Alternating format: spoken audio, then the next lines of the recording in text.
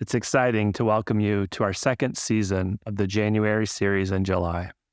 My name is Michael Wiltskett, the director of the series. As we left our series in January, I challenged us to continue being curious. The gift of curiosity is that it can always be there, and summer sometimes allows us to be even more curious. Travel or a change of routine allows us to experience new perspectives and ideas. The January series is grateful to our underwriters and supporters for enabling us to share 3 more opportunities to be curious. Today, we are joined by Professor Jennifer Holberg, Professor of English, whose new book, Nourishing Narratives, is the topic for today.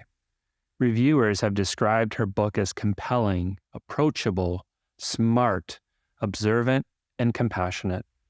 Jennifer's deep smile and kind intentionality make our campus a better place. We are excited to share this conversation with you with campus pastor, Reverend Dr. Mary Hulst, a wonderful friend of the January series. Enjoy week 1 of the January series in July. Well, Jennifer, I loved your book, as you can tell from my many notations. It was simply a delight to read. Well, thanks, Mary. So thank you for writing it. Yeah. For those of you who don't know, today we're talking about Nourishing Narratives, the power of story to shape our faith. And there has never been a subtitle that was more accurate, I don't think. Yeah, right. So good. So talk about where this book came from. Right. Well, thanks, Mary. I'm so honored to get to be here today and to talk with you, but also to be part of the long and really noble, distinguished history of the January series. So just so honored to be here today. But the book grew out of a couple of different places. So if for those of you who will read it, it really does grow out of my teaching. I've just finished my 25th year at Calvin. And I love our students and I love interacting with our students. So the book is a lot. A couple of my students have actually read it now and said, it's like being in your class, which I kind of hoped for. Yeah. I teach a lot of gen ed, a lot of core literature, a lot of freshman 101. And I actually love teaching that student. I love the student who's going to be an engineer or a nurse or a business person. And what I really want them to think about is what that subtitle is saying, is how are the stories that we are bombarded with from our families, from our culture, from our churches, from ourselves, the stories we sort of somehow internalize, how are those stories that we interpret well? Because I think there's a lot of books that tell you, oh, read the classics and become a better person, or 50 Days with Shakespeare. And those really can be really useful because, classic literature is there for a reason. But I think the more interesting thing is to think about how we interpret and how we interpret well. And so often we don't, or we get trapped in a story. And so the subtitle, I think, is interesting because the power of story to shape our faith. Shape is not positive or negative. It can be both. And so what I want readers to think about is, what are the stories that are sort of driving you along? Mm-hmm. And are those ones that are going to nourish you, or are those ones that are a little bit more toxic? And I think we need to think about that at every level. Our personal level, our relational level, our church levels. Are we being culturally Christian? Are we responding to things culturally, or are we actually using a hermeneutic, an interpretive mode that is useful? So out of my classes, so there's a lot of poetry in there. My own father read it and said, I didn't really think I wouldn't have said I was a big poetry guy, but by the end, I was seeing really how the poetry was really shaping, was really doing some things. So that I teach a lot. And we have a thing here at Calvin called the Calvin Academy of Lifelong Learning Call. So I do a lot of public teaching, Sunday schools. And then for many years, I have been a blogger with the Reformed Journal. And so some seeds of the book really came out of those blogs. And over the years, people would say, are you ever doing anything with those blogs? And my answer was typically no. And then a young woman who worked for me at the Center for Faith and Writing kept saying to me, I think there's something there. You really need to. And she said, I am convinced of this, and I'm going to drive you crazy until you do something. And so she did. Bless her heart. Bless her heart. And really encouraged me. And then I was visiting Catherine Patterson, the children's writer, who's a friend of mine. And she has recently, in recent years, written kind of a memoir of her life, but really it's more stories. And when I left, she said, it's time for you to tell your own stories. It's time for you to do that. And between Natalie, who worked with me, and Catherine, I thought, okay. When Catherine Patterson says, it's true. You should write a book. It's true. You really do have to listen. And I will say she kept texting me the whole time, kind of like Natalie. I had these two cheerleaders saying, no, keep doing it. And I do think that that's another takeaway, I think, for people is, what is your story? In the opening part of the book, I talk about how I feel like a lot of us, maybe who grew up in the church, feel like we're lacking a story or a big conversion story. Right. Yep. We have boring testimony syndrome, I call it. And that's really an interpretive problem, though. That's saying that there are some stories that count, some stories where we think God is really working, but not really over here in our boring good girl life. But of course, saying that I have a boring good girl life implies somehow I'm not a sinner, right. I'm not in need of God's grace, right? So that's already a story that's shaping my self-perception, right, shaping my need for God, all of those kinds of things. So a long answer, because it was a lot of different streams that kind of got me to this point. And it's why I think people should always read the acknowledgments, because you sort of understand how any creative project. So right now we're in a room with several cameramen, and all of these things take many hands, and I think that's another story I'd like us to think more about. So I love that. Yeah. Your own story kind of took many hands. So talk about your own boring testimony, which actually isn't so boring. Yeah. But talk about your life and faith, and then how you weave that in to your teaching. Right. So I grew up in a military family. My father was a career officer. So I moved 9 times. I'm not really from anywhere. And yet I talk about in the book how the church really is a home. Because everywhere we went, we immediately were involved, typically in the base chapel, but occasionally we went, especially when I was in high school, we went to a off-base chapel, but I always lived on the base except for twice. So very much sort of steeped in that culture, but also steeped in the, if you're going to do something, you better do it. You should get involved. A lot of the characteristics that a lot of third culture kids or military kids have. But that faith was a really important home. And it was a very important kind of community that there were always people there that you immediately knew, that you immediately, connected with, and also you're much more aware of sort of life and death kinds of things. I mean, people go off, and my father's a Vietnam veteran. So I grew up in sort of the 70s and 80s with men who had mostly been in Vietnam, but some who had been in Korea or World War II. So a really different sense of the world. I also lived abroad about half of my school years. And I think that gives you a very different sense of yourself as an American, a very different sense of history of the world.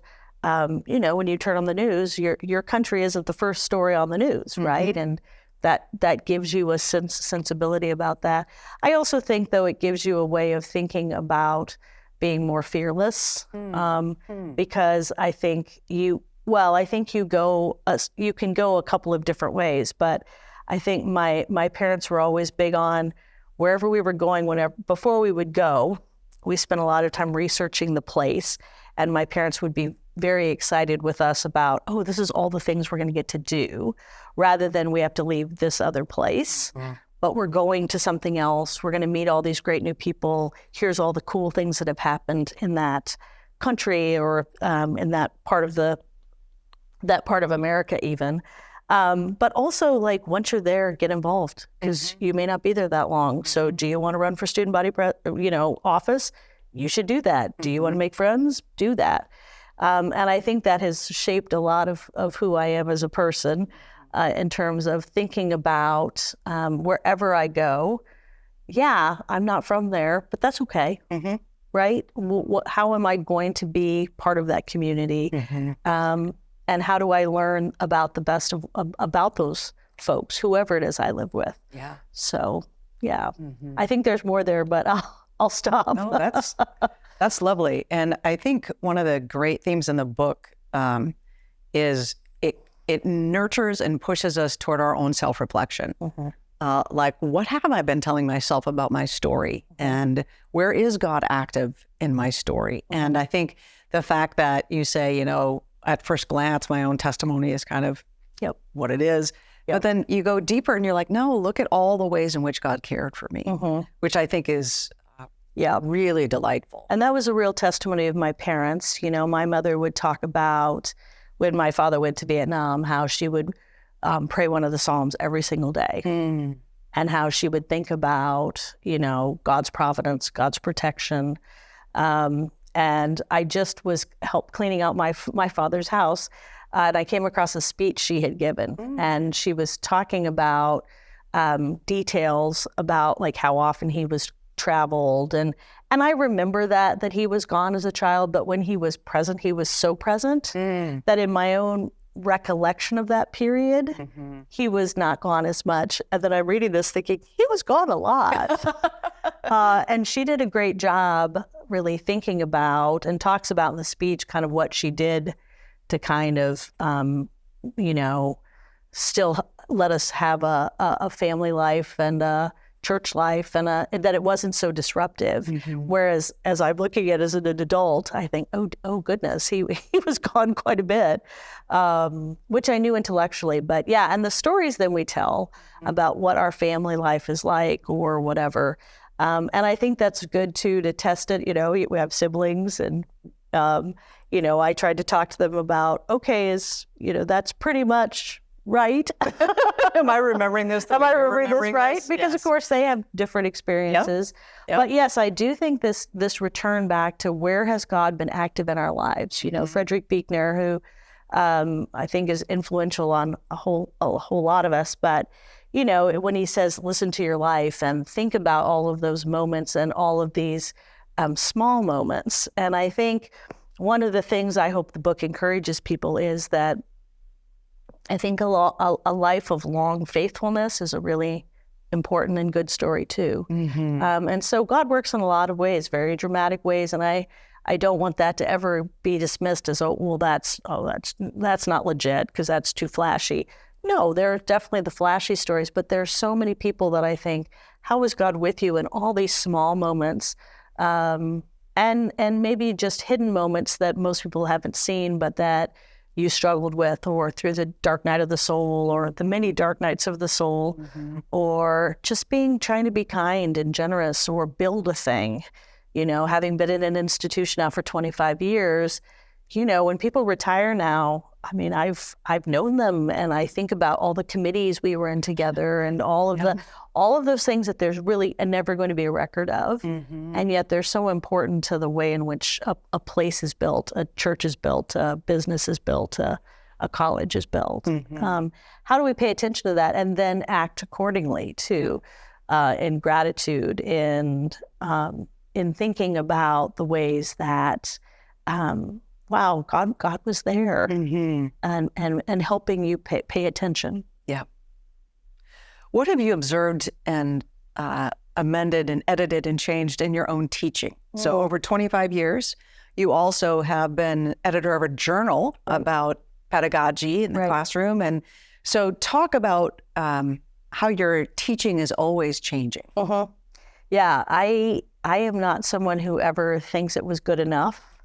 So at the end of every class, I'm always thinking, okay, so what will I do next time? Or how could I have helped them engage better? I think I've probably, and I think most sort of senior. I was about to say elderly, but people who've been in the profession a long time. You are far from elderly, Yes, I know, my friend. But, my first year at Calvin, when I was 30, someone wrote on my evaluations, "Do not try to relate to me. You are old." And I thought, okay, thanks. Not trying to relate and also not old. But no, I think one of the things I try to think about is what students are already bringing into the class. And instead of thinking about deficiencies or what they don't know, which I always tell students, it's really easy for me to write a test that you can't pass. Right. But that's not that interesting to me. Right. Right. I want you to be able to show off what you do know. And so what I want to think about is what are they already interested in, good at, but maybe they don't realize they are. Yes. So for me, teaching is less about content delivery. I hope you get some content, but I also know that I was about to say 5 years from now, but even next year, they probably won't remember the dates of the Victorian period. Hopefully they'll remember it was vaguely the 19th century. But more importantly, have they learned interpretive skills? And sometimes that takes it, poetry is not something people just get. Literature is not just something people get. And in fact, they often are anxious about it, uncomfortable. They're afraid that someone else got the secret ring that they didn't get, right? Is the flower Jesus? Or is it, what is it? When it blooms, is it just blooming? Is there meanings? I don't know. And, and they're used to being told they're wrong. But so much of what we're engaging in is storied. So I want them to leave feeling confident in their own voice. Because when they are in a corporate situation, if they're, at their church or whatever, I want them to be able to feel like they have a voice. So we practice that a lot. I call on people and we have a lot of class discussions and we try to think about how to have good conversation, which I think our society really needs a lot of practice in. Yes. But then also, what is the story that's being told here and how are we responding? Is this a good story? Is this a bad story? Is it somewhere in between? Where does this come from? And so I think I've probably slowed down a little bit. I don't maybe cover as much as I used to. So I used to assign like 15 poems for a class, knowing that I was probably only going to cover 3. But I thought, but at least you should read the other ones. And now I'll maybe assign like 7, knowing I'm still going to do 3 or 4, but connecting those more. Yeah. And really, but going deep with them in having them leave feeling confident that they know how to interpret. I'm also probably, by this point, and I even say this to students on the first day, I've done it such a long time, you won't be the first person to have whatever problem it is. So don't worry about it. Come in, let's chat. Like my job really is to get you through. It's not for you to come and find out what a poem means, because that's boring. Like you writing down what I think a poem means, that does nothing for you. Yep. I really want you to engage. And I think every year I feel like I'm more and more pastoral. I spend a lot more time talking about just, the ways in which I hope literature is going to help give them. There was a man in our department in the 50s who wrote a book called Testament of Vision. And in it he says, literature should give us more to be faithful with. And I think if you leave my class with a kind of way to interact with language, with words, with story, and it's given you more to be faithful with, I think I've done my job. Yeah. And do you know everything else? That's fine. But when you listen to a sermon, are you a better listener? Are you a better interpreter? Are you thinking about the fact that you say you believe one thing, but you love this kind of TV show that is exactly the opposite? And you can how are you going to reconcile those if you are? Are you thinking, it's just not really, no, I don't think I'm going to believe that. That does not seem right. Yeah. So all of those things, I think that's kind of what I'm hoping to happen in whatever classroom I'm in, even when it's with adults or Sunday schools or whatever. Do you feel like you're stronger now to do this work? Did I give you the tools? Yes. I love that. Yeah. One of the exercises you describe in the book is this looking. And you spend a couple weeks teaching them how to look and observe. Talk about the origins of that idea and how it actually, how students think. What do they think? Like, this is a lit class and you want me to look at art? I'm not. So that was actually for writing for my freshman composition class. And I decided to think that year. So I'm always trying to change it up because people often come out of high school not feeling very confident in their writing, or just bored, or they don't want to write about all of the typical things. So I try to change it up a little bit. And I've moved to this, it's a whole movement called slow looking, and there's a number of books about it. But it's really to try to, again, help make you more attentive, and to pay attention. And I think we live in a world where even my own reading, it's so tempting to scroll. And I mean, I teach 19th century literature, which is very convoluted, and you have to but meanwhile you're looking at your phone every 5 seconds.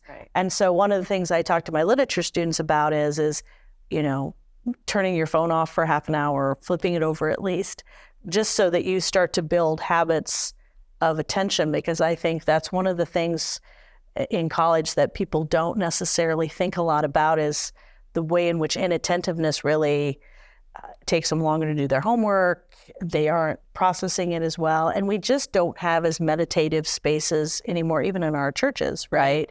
Everything's very like move, right? And so slow looking was really to say, as a writer, I want you to pay attention to lots of things, but you need to have space to do it. And so one of the things we did was I made them go out in our nature preserve, and they had to basically describe things and they could use their phones as well, but they were supposed to take a picture of something like super close up at a different distance, lying down on the ground, just to get a sense of all of the ways that those different ways of seeing even give you something new, even if it's the exact same object. And what does that show you? And then how in your writing would that also work out? We started with each other's pictures. So they had introduced themselves, but then they had to put up the picture that is their ID picture. And that was hilarious, right? Because the difference between the two, and what would we think of them if we saw that picture as opposed to when we saw them, and just trying to think a lot about that. I had them walk around the campus, and when they came back, they'd each walk the same route, but they had to talk about what they had noticed. And it was fascinating because one guy noticed like every poster for, like chapel. And somebody else was like, they were postering. And so that was important too, as we thought about interpretation, and it wasn't that anyone was wrong, but it was like, what is everyone bringing to it? And they started realizing what they already started. So back to what I was saying before about what do they already know how to do? I think they already are noticing things. So then how does that lead to research interest? To vocation, there's all kinds of things that you're already noticing, but maybe you aren't noticing that you're noticing. And so, and I made them go look at art, and I made them look at a certain number, and then we did timed exercises to see just how long our attention would go. And we realized that sometimes, that was too long. But that how things change. So I make them stop and say, after 3 minutes, what have you noticed? After 7 minutes, what have you noticed? Right? And at what point do you lose attention? That's important too. So just a lot of exercises to start getting them thinking about what they're already doing, where they could do better. Maybe they're not real good at looking at things up close. And why is that? Or what makes them uncomfortable. Like it made them real uncomfortable to have to stand quietly and look at a painting for a timed period. You would think that wouldn't be a problem, but it was. They were like, can we go now? Can I look at right? Because we're not really a very settled. So it was partly teaching a lot of different things like that in order to help them, think about what they wanted to write about.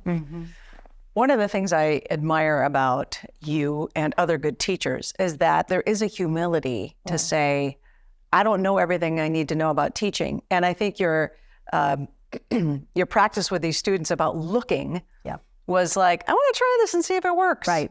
And there's an experimental, this could totally fail. Yep. So how as a teacher, and as we watch the rising generations come in who have different needs, how do you as a teacher continue to learn about the rising generations, learn about your field, think about how the faith aspect comes in? Right. What is the ongoing work of a teacher?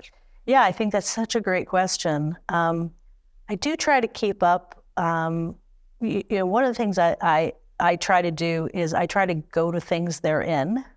So at the very beginning, I've actually started to, I've always had a practice where I, make them introduce themselves or say things that are important to them. But I've gotten to the point now where I've started like sending them a pre-survey just to tell me a little bit about themselves or tell me about things they'd like me to know in terms of, even how they want to behave in the class or needs they have or things like that are harder to maybe say face-to-face.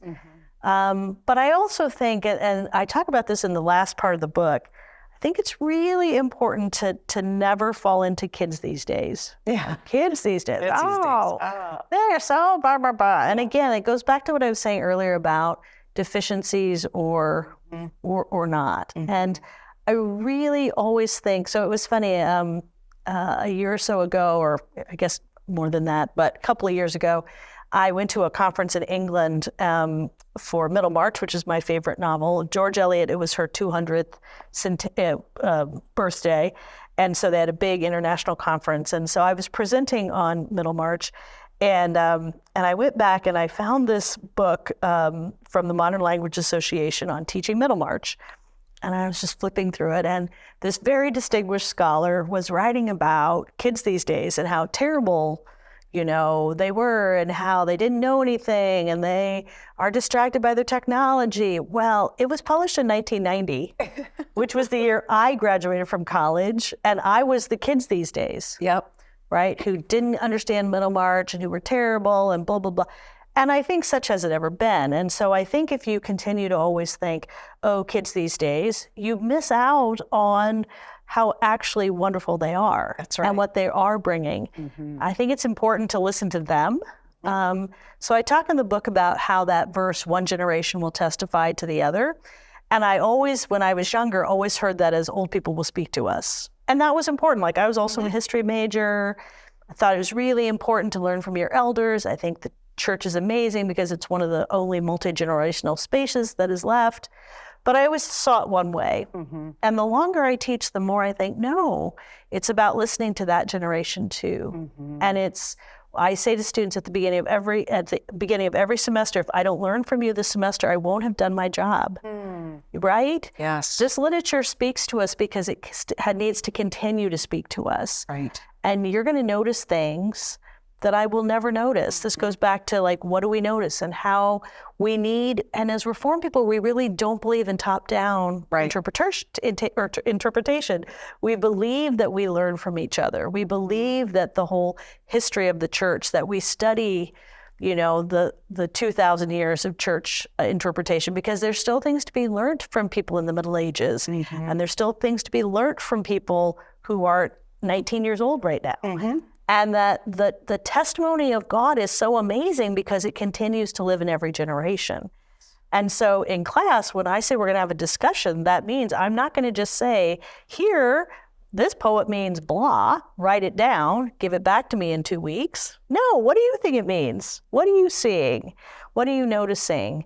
And yes, I do, as a sort of more advanced learner, bring some more things to sort of maybe help or more context. But I think that if we aren't doing the other, we're really missing out.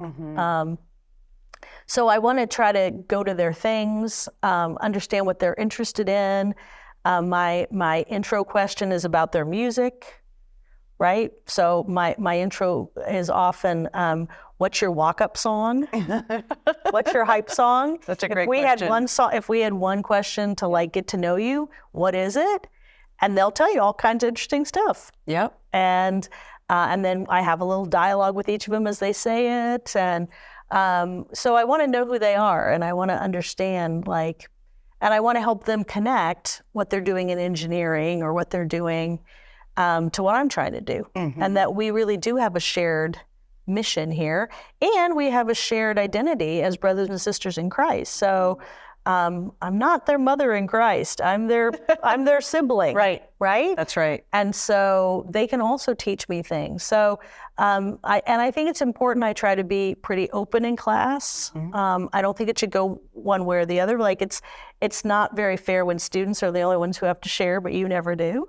Right? That's a power move. Yes. And so I try to be as open with them as I ask them to be with me, within appropriate professional boundaries, right, for them and me. But I also just want them to know, too, that they're beloved. And I think when you asked me earlier what has changed, I do think that I'm much more out there, if you will, in really just wanting that to be a goal of the class.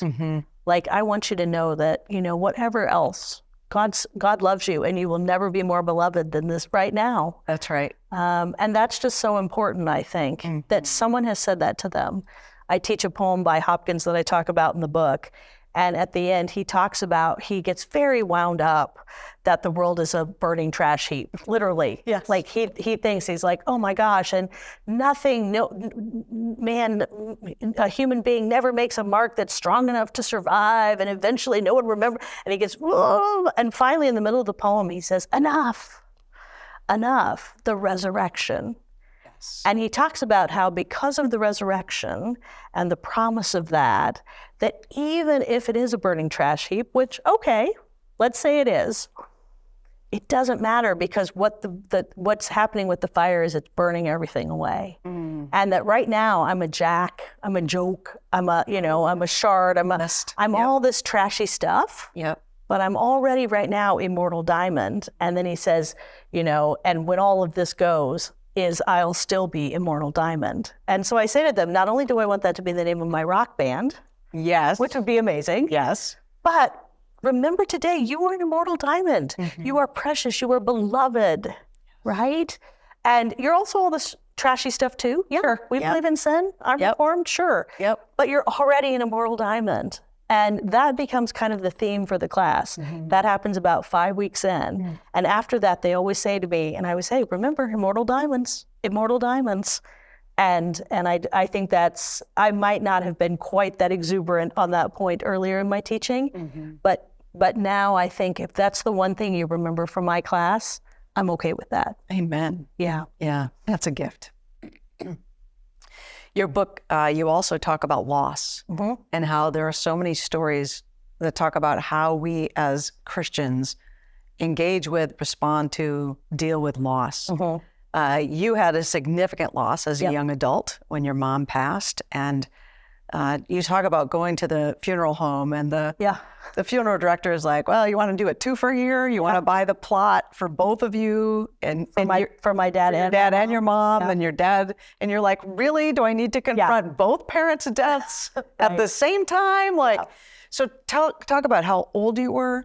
Talk about what you've seen in your own process of grief around that over the years, and how stories have impacted that. So my mother was this sort of force of nature. Not surprised. Yeah, well, apple and tree. Definitely was somebody who, very much was always doing stuff. And I mean, my mother died of a brain aneurysm when I was 30. I had just come to Calvin. It was my very first year at Calvin. So really didn't know too many people. I mean, I knew my colleagues, but, had not yet kind of established myself in the community.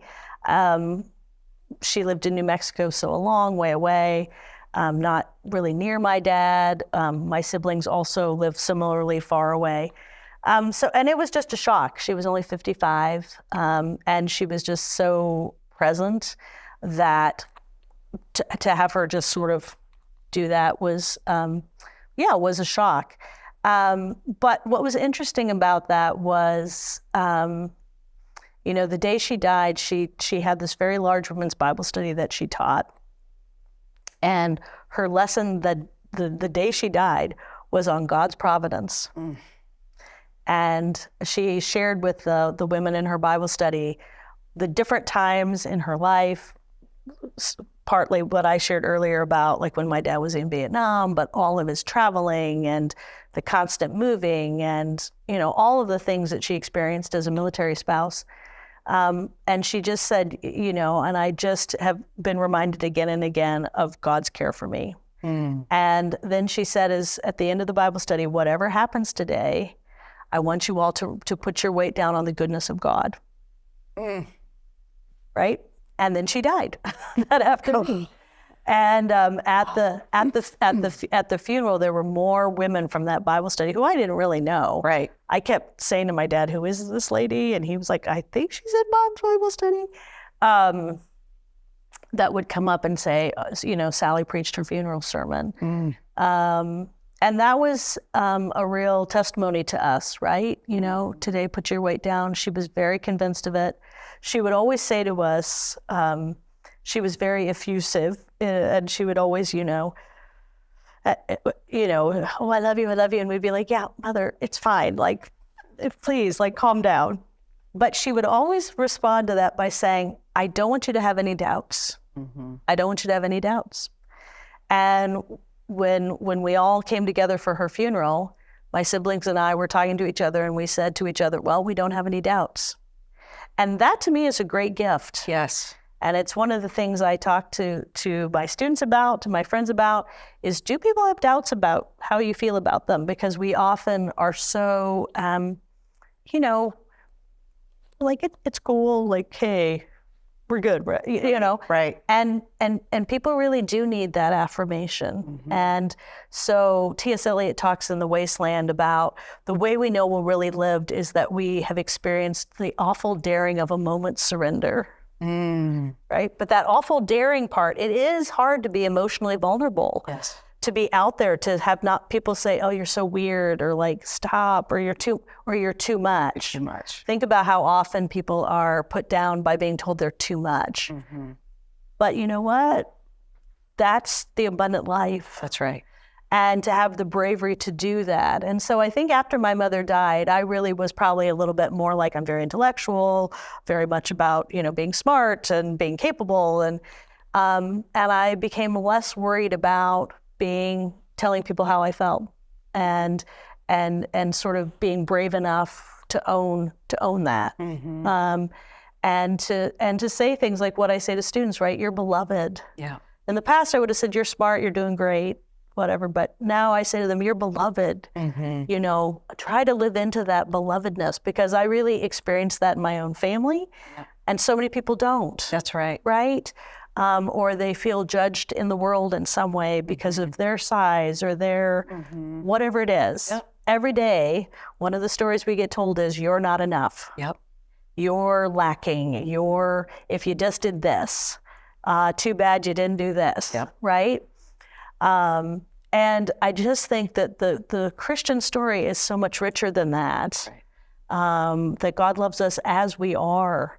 And that's not to say that we're not supposed to be sanctified or any of that, but I just think that kind of anxiety about, oh, someone's judging me, no.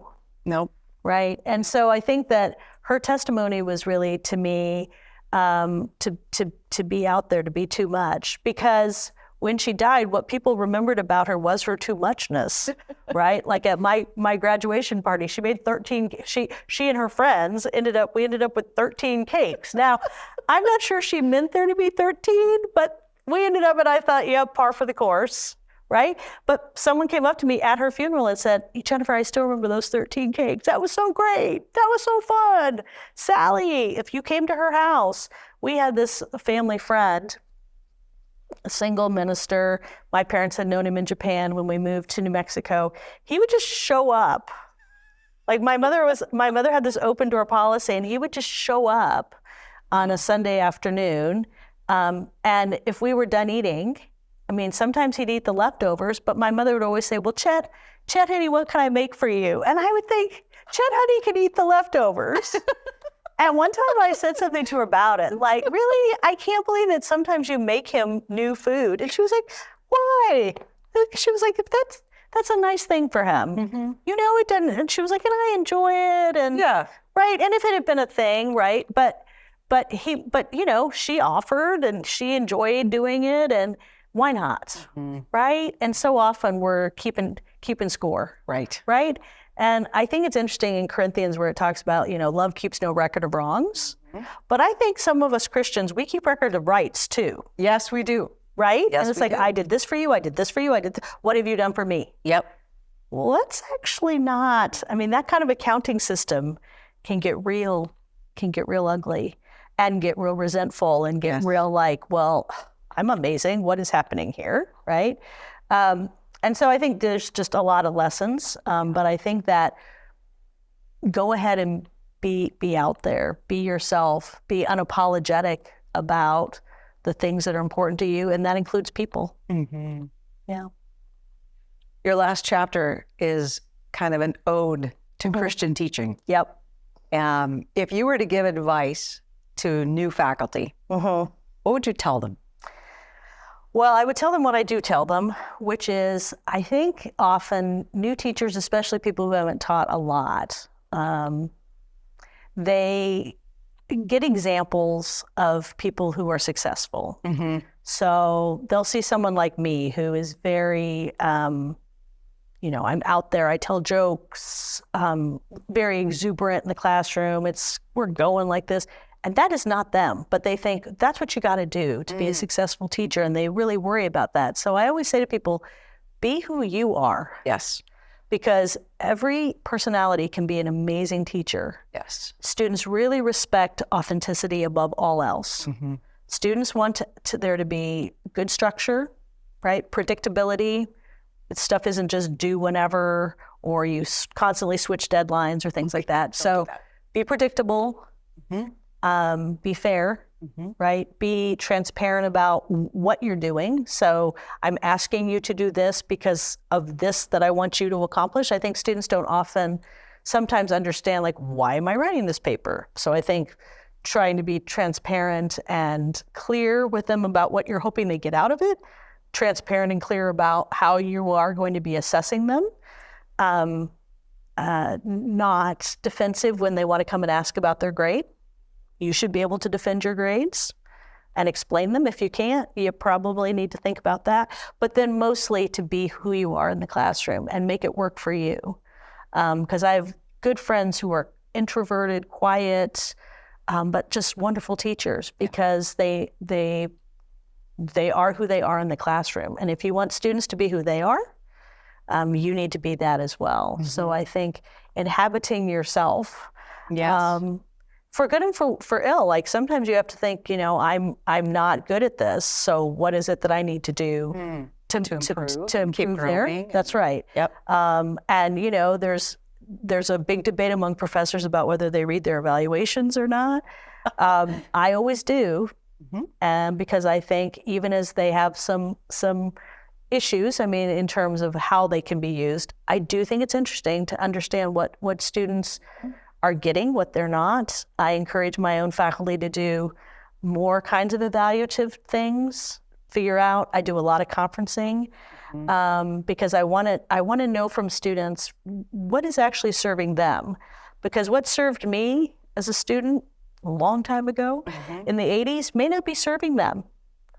Maybe learning differently than I would learn. And I think you can't expect that students are you. And that's a real problem that new faculty have, is they remember themselves as students, and so they teach to that. The problem is there's actually a whole book about this where the guy said, professors should never pretend they were like the normal student, because that they became professors. Right. Right? Right. So what is it, how are you reaching people who are maybe not you, who don't love your subject, who don't have strengths in this? I think the pandemic was great for that because it made us all have to learn new stuff as professors. You know, we were having to scramble to learn technology, and you heard a lot of faculty saying, oh man, it's taken me a long time, or I'm just not getting it, or the directions aren't clear. Bingo. So now let's think about how that might relate to how we ourselves present our own materials and how long it's taking a new learner to learn your thing. I mean, I've been teaching this poem for 30 years, right? Yeah, I do know it, but it might take them a minute to work through it, right? And I think that kind of patience and sort of relating to them as learners. Yeah. So I think it's good for us to continue to be learners too. Yeah. If a new faculty had no experience with Christian ed, hadn't had it as a student, right, didn't know anything about it, was kind of scared of it, deep believer, which is why they're invited to teach at Calvin, what suggestions would you make to them for how to integrate faith into the classroom? Yeah, well, and that was me. I mean, I went to public school, I went to public universities, and so I had never been at a Christian college when I came to Calvin. I think what I love about Christian education above everything else is we teach the whole person. There's nothing off limits. So as we think about engaging a topic, we can think about the spirituality of it. We should. And so I think to approach your discipline in that kind of fullness, to approach your students in that fullness, that in literature, we're going to talk about the faith approach here, or the not faith approach. I mean, I just finished teaching a class on the modernists, many of them active atheists. So what does that look like in a text? How does this help me think about the way I'm approaching the world? Here's people telling me what the world looks like to them without God. All right, let's take that seriously and think about what my own sense would be back to that. And I also think that it's about a community of teachers. I love that. My department has a strong tradition of teaching, and I think the way to learn how to be better is to talk to other people who do it, and to understand kind of what they do, and to have a mentor and to have all those kinds of things that help you understand how to be in a community. And I also think to continue to be a theological learner. The reason I chose to come to Calvin is I really loved the Reformed engagement with culture. And I felt that were I to go to a different Christian college, which I had an opportunity to do, where you could be sort of lots of different things, which in some ways was much more in accord with my own upbringing, I liked that we all had theological presuppositions that we'd settled, that we have a view of the creation, that we have a view of the goodness of creation, that we have a view of the human person, that there are some things that and if you haven't been in a Christian college and you haven't thought theologically very much about your discipline or about, it's really good to continue to be a learner, and to think about all the ways that theology is going to enrich the kinds of intellectual conversations you're going to have, and that you're joining a community that's been engaged in that conversation for a long time that would like you to join. So what can your voice add to that, but also what can you learn from these folks that have been thinking about it for a long time? I love that. Is there anything you thought I would ask that I haven't asked that you would like to answer? You're like, I've got a great answer. No, I'm this book is interesting because it's a bit of a hybrid. It's not straight up literary criticism. It's not someone said, oh, there's so many stories about you, but it's not a memoir, which it isn't. And I wanted to write a book that, first of all, was very much for the common reader. It's not, even though it's coming out through an IVP, University Press academic, it's really meant for everyday people. And it's written in this kind of hybrid way that uses stories to help you understand stories. So it's a lot more of an implicit book as opposed to do this, do this, do this. And so that's been interesting how people have, what they get out of it, which story they connect to, which part. And I think, I just think that the genre itself is a different kind of genre. So it's interesting to me how people have received it, because it's a different read. I hope it's supposed to be sort of in chunks, so you can pick it up and put it down. So if you don't have a lot of time, but it's really mostly to help you connect with your own story or with stories you've thought about. So it's fascinating to me, Mary, what you decided to engage with. So thank you so much. Oh, it's been a delight. Thank you for writing it. And we'll conclude with a quote from her grandma who says, always keep a book in your purse. Always keep a book in your purse, or maybe two. Or backpack or satchel. Thank you, Mary. Thank you, Jennifer.